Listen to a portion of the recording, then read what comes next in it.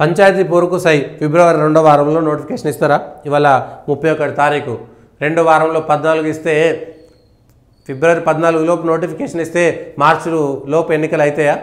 నెల లోపట్ల ఇప్పటికే పరీక్షలకు సిద్ధమవుతున్నటువంటి విద్యార్థులకి వాళ్ళకి సంబంధించి వ్యవసాయదారులకి ఎంత ఇబ్బంది అవుతుంది? ముందస్తు ప్రణాళిక ఉండకూడదా? ఇప్పుడు 42% పెంచుతూ కేంద్రానికి నివేదిక ఇస్తారు. కేంద్రం ఏం చేస్తుంది? ఏం చేయాలి? అక్కడ ఏదో తిరకాసు వచ్చేస్తుంది. మళ్ళీ కేంద్రం మీద నెట్టేసేటువంటి ప్రయత్నం జరుగుతుంది. మళ్ళీ బీసీ రిజర్వేషన్లకు బీజేపీ ప్రభుత్వం వ్యతిరేకమని చర్చ చేపట్టేటువంటి ప్లాన్ జరుగుతుంది. బీసీ రిజర్వేషన్లు పెంచడానికి ఎవరు ఏం చేయాలనేటువంటి దానిపైన ఎవరికి అవగాహన ఉండదు. రేపు పొద్దుగాల రోడ్ల మీద పడుతుంది. మళ్ళీ ఎవరో కోర్టులో కేసులో పోతారు.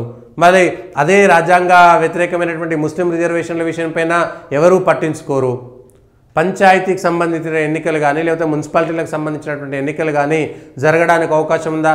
మళ్ళీ ఇప్పుడు పంచాయతీ ఎన్నికలు జరిపి మళ్ళీ 4 రోజులకు మళ్ళీ జిహెచ్ఎంసీ ఎన్నికలు, మళ్ళీ కార్పొరేషన్లు, మళ్ళీ మున్సిపాలిటీ ఎన్నికల. పంచాయతీలకు, మున్సిపాలిటీలకు, కార్పొరేషన్లకు అన్నిటికీ ఒకేసారి ఎన్నికలు జరపండి. అయినా లేట్ అయింది, ఒక నెల రోజులు ఆలస్యం అవుతుంది. ఏప్రిల్ కాకపోతే మేలో ఎన్నికలు అవుతాయి. మేలో పెట్టుకోవచ్చు. అన్ని పంచాయతీలతో పాటు జిహెచ్ఎంసీతో పాటు అన్నిటికీ ఎవరైనా హైకోర్టులో పిల్లు వేయచ్చు. ఈ విషయంలో ఎవరైనా పిల్లు వేయచ్చు.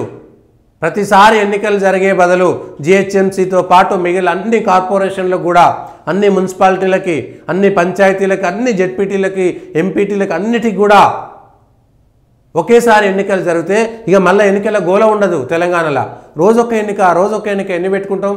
మళ్ళీ ఒకసారి సర్పంచ్ ఎన్నికలు, ఒకసారి మున్సిపాలిటీ ఎన్నికలు, ఎన్నిసార్లు చేస్తారు ఇవన్నీ? ఇప్పటికే ఎమ్మెల్సీ ఎన్నికలు ఆల్రెడీ షెడ్యూల్ ఉన్నది, ఆల్రెడీ ఎన్నికల కోడ్ ఉన్నది. ప్రతిసారి ఎన్నికల మిన్నే పోతారా?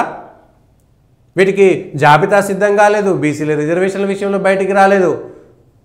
అసెంబ్లీలో ఒప్పుకోవాలి, క్యాబినెట్లో చర్చ జరగాలి. ఎన్నికల కోడ్ ఉంటే క్యాబినెట్ జరుగుతుందా జరగదా తెలియదు. ఆ క్యాబినెట్లో బీసీల రిజర్వేషన్లు పెంచుతామంటే ఈ ఎన్నికల మీద ప్రభుత్వం ప్రభావం పడేటువంటి అవకాశం ఉంది కాబట్టి క్యాబినెట్కి ఒప్పుకోకపోవచ్చు ఇప్పుడు ఎన్నికల కమిషను.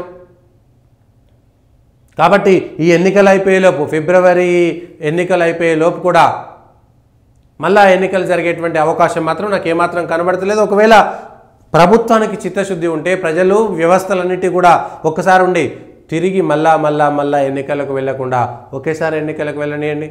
ఒకేసారి అన్ని ఎన్నికలు ఒకేసారి వెళ్ళండి. ఇక మళ్ళీ ఎన్నికలు జరగొద్దు. పొరపాటున ఏమైనా జరిగితే జరగచ్చు కానీ ఇక మళ్ళా ఎన్నికలు జరగొద్దు. మళ్ళీ అసెంబ్లీ, పార్లమెంట్ ఎన్నికలు కూడా ఒకేసారి వచ్చే విధంగా వస్తే ఈ గొడవ ఉండదు. జమిలీ ఎన్నికలకు తొందరపడొద్దు, జమిలీ ఎన్నికలకు పోవాలన్నా వద్దా అనేటువంటి అంశాలు పక్కన పెడితే